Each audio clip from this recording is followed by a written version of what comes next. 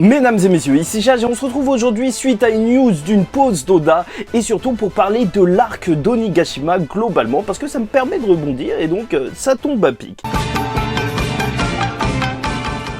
Donc en soi, on va avoir une pause qui va durer un mois. Et ça va permettre à Oda de travailler sur d'autres projets, comme la série live-action One Piece de Netflix, qui pourra peut-être être mieux que ce qu'on attend, parce que je vous avoue que j'en attends pas grand-chose.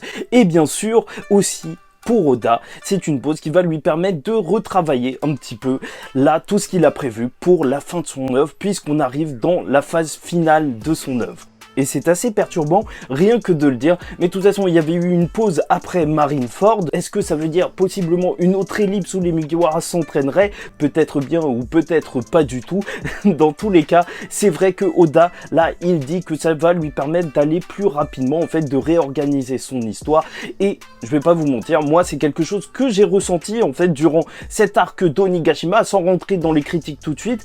En fait, j'ai l'impression qu'il y avait certains chapitres, il servait un petit peu de remplissage, comme quand Luffy s'était transformé, le Gear 5, en vrai, ça a duré un petit peu longtemps, tout ça pour que, voilà, il y ait la défaite de Kaido au chapitre 1050, Oda, il aime bien prévoir ces trucs, mais je trouve qu'il y a des chapitres, franchement, certaines semaines, où c'était bien, mais sans plus. En fait, carrément, les événements racontés, parfois, ils pouvaient aller beaucoup plus vite, et c'était pas fouillé, mais quand même. Et voilà, n'oublions pas que l'objectif global d'Oda, c'est de terminer vers 2025. C'était dans une ancienne interview, mais je n'y crois pas du tout. Et c'est pour ça que je m'en fous, parce que je sais qu'Oda, en fait, il n'arrive pas à être assez rapide. Dressrosa, il voulait terminer ça vite, mais il avait énormément de choses à raconter d'après lui. Et donc, voilà, c'est vrai que ça pourra prendre énormément de temps, mais dans tous les cas, suite justement à la chute de Kaido, ça y est, on y arrive. Dans tous les cas, c'est la fin de la série. Il faut s'y attendre et c'est pour ça, n'hésitez pas à faire part de vos réactions en commentaire. Et donc voilà, ça me permet de rebondir sur le cas Onigashima. Parce que, en gros, voilà, j'avais d'énormes attentes par rapport à Kaido depuis qu'il était arrivé. Parce qu'il était arrivé en annonçant qu'il allait lancer la plus grande des guerres. Et en plus, c'était le premier Yonko que Luffy devrait réellement défaire. Et après 10 ans d'attente, il faut dire que cet arc, au final, il était peut-être en dessous de mes attentes. Bon, je m'attendais pas à une explosion nucléaire, mais quand même, en termes de déroulement de l'arc et surtout des combats, c'est vrai que j'ai été laissé un petit peu sur ma faim. Et les attentes, en fait, je trouve qu'elles étaient plus ou moins légitimes. Tu me dis que c'est une guerre contre Buggy, ok, je peux tout accepter. Mais là, contre Kaido, j'en attends vraiment beaucoup plus. Surtout que beaucoup s'attendaient à un parallèle avec l'arc de Marineford, qui était une guerre juste exceptionnelle. Mais je vais y revenir pourquoi, en fait, il fallait pas s'y attendre et que c'est littéralement différent. Déjà, parlons du gros problème, entre guillemets, c'était possiblement les morts.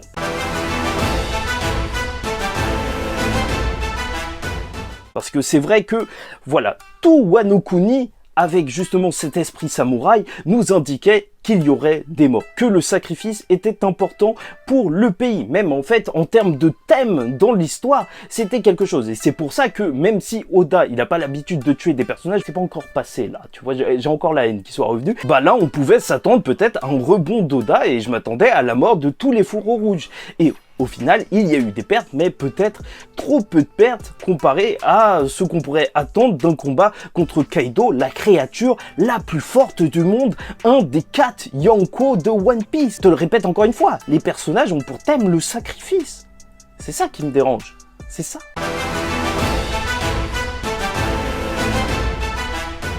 Et pourquoi les combats m'ont dérangé, ça c'est un autre problème. Parce que, bien sûr, les combats des Mugiwara ont été, même pour la plupart, plus longs que ce qui s'est passé à Enies Lobby. On a eu les combats les plus longs qu'ils ont eu. On a eu des power-up, bien sûr. Mais je trouve étrangement que cet arc, il manquait de tension. J'ai pas eu peur pour les Mugiwara qui pourraient perdre, alors que quand même, on se battait contre Kaido. Pour moi, c'était un arc plus ou moins comme un autre, malheureusement, au niveau des affrontements. Pour les Mugi en général. Même si sur le papier, il y a des moments grandioses, que ce soit Sanji qui se prend un coup d'épée d'un Zoan antique en forme hybride, d'un commandant de Yonko et qui dit juste aïe, c'était dingue. En soi, la fin de l'affrontement, ou même l'affrontement de Zoro, c'était certes un combat peut-être marquant, mais pas si différent que ça des combats qu'on a eu à Enies Lobby. Et même en termes de tension, c'est peut-être là où ça manquait de quelque chose, c'est que à Enies Lobby, ça a été introduit par le sauvetage de Robin. Il y avait un enjeu clair et net, et en plus, il y avait cette question de récupérer les clés qui faisait que chaque affrontement était vraiment plein de tension. Sauf que là, en fait, au final, à part le combat de Luffy, les combats, ils semblaient un petit peu déconnectés. En fait, ils se battaient contre leur ennemi, mais en plus, ils se battaient pour Wano, mais c'est tout autre chose que de se battre pour un de leurs camarades.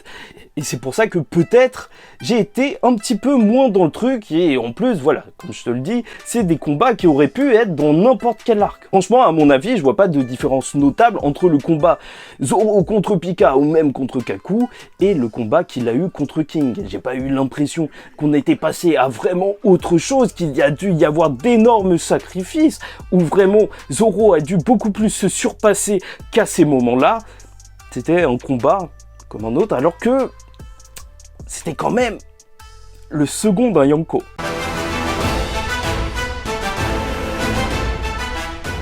Après, je vais pas vous mentir, j'ai beaucoup apprécié le combat Luffy-Kaido en soi, même si je trouvais qu'il traînait sur la longueur. Mais moi, je pense vraiment que c'est un souci d'organisation pour que Oda y mette son chapitre 1049 défaites du Yonko, 1050 grand avènement. Enfin, je pense qu'il y a aussi certaines limites au fait que, waouh, pile 10 ans après, tu vois, Oda, j'ai l'impression qu'il se force parfois et que parfois t'as des chapitres un peu vides.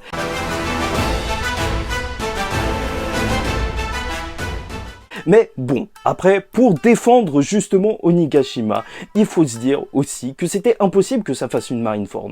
Marineford, je vous le rappelle, c'était Luffy qui était seul. Luffy qui était seul, et donc un seul point de vue dans une grande guerre. C'est ça qui donnait cet effet de guerre, c'est que tu voyais que ça explosait dans tous les sens, mais tu t'y arrêtais pas. C'est pour ça que là, c'était totalement différent. On avait tous les Mugi, on était vraiment obligés de tous les voir. Même si j'ai pu critiquer l'arc, en soi, sur le papier, je le trouve excellent. Parce que sincèrement, quand j'y réfléchis, j'ai l'impression que c'est plus un problème de réalisation qu'autre chose. Parce que les idées, je les trouve juste géniales. Le qu'est-ce que ça raconte, c'était juste excellent. Typiquement, parlons du chapitre 1000 de One Piece. Tu vois, Luffy qui passe entre les deux Yonko, qui fait son raid Ragnarok ou je sais plus quoi, sur la tête de Kaido. C'est vrai, c'était impressionnant, mais quand j'ai lu le chapitre, j'ai pas trouvé ça si fou que ça en fait. Surtout avec les actions qu'il y a eu par la suite, j'ai trouvé qu'il y avait bien d'autres choses qui étaient peut-être plus marquantes.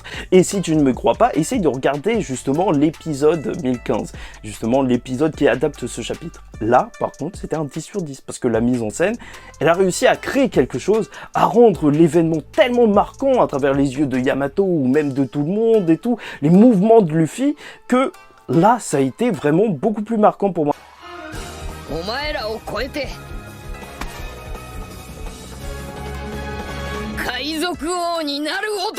C'est pour ça que je me dis personnellement que c'est surtout un problème de réalisation, parce que en soi, l'idée, elle était juste géniale et hyper marquante. Et en termes de narration, c'était juste impensable ce qui s'est passé lors de cet arc. Toute l'histoire avec Joy Boy qui se réveille, cette nouvelle ère justement en opposition avec les deux Yonko qui représentent le passé, c'était vraiment juste excellent sur le papier. En vrai, il y a eu des dinosaures. Passé contre futur, ancienne génération contre nouvelle génération.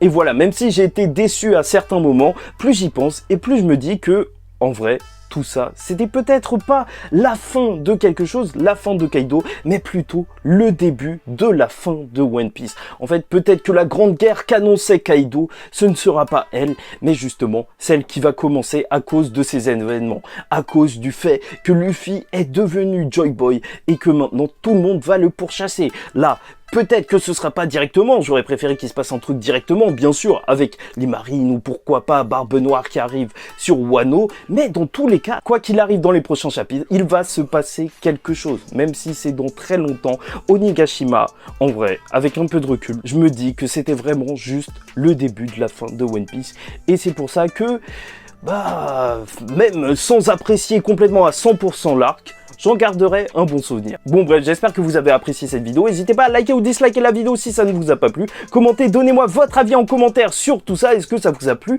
Onigashima ou non? La pose d'Oda, qu'est-ce que vous en pensez? Est-ce qu'il a raison? Est-ce que ça vous saoule? Ou est-ce que vous préférez qu'il prenne 2-3 ans de pause? Allez-y.